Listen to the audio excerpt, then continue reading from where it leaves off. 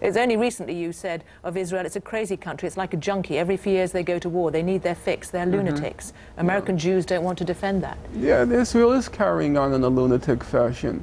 I would like to ask you. And Hezbollah, who you went to meet? I would like to ask you, name me another country in the world. 2003, Israel was the cheerleaders for the war in Iraq.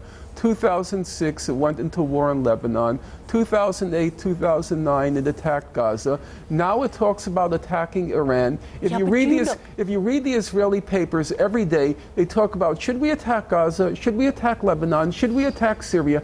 Name me another country in the world that falls into that category. Well, that's a lunatic state. Israel would point to a number of its neighbors and say exactly the same thing. No, you show me how many countries. How many countries has Iran planned to attack? No, let's ask a simple question. How many countries in the last 10 years has Iran attacked? When you look... No, that's a fair question. How many countries in the last 10 years has Iran attacked? When you look at the history of Israel, do you not have some sympathy or understanding, people would ask, as to why they feel threatened and why we're not talking about why they feel threatened. We're talking about a country that every 2 or 3 years goes to war. And if you follow the press as I do, every day they talk about let's attack this country, let's attack that country. That's not normal. So, and when I call it a lunatic state... why is it that the Israeli people vote in this government that you say is responsible for that? I think it's a regrettable fact. I don't say these things with glee. I'm not happy about that fact.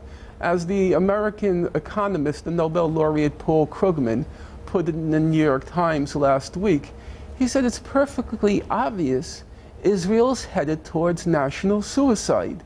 It's become a crazy state.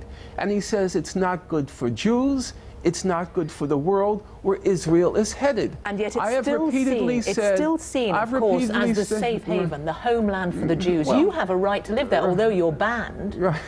Would you go back? I think that's a contradiction in terms, but we'll leave that aside.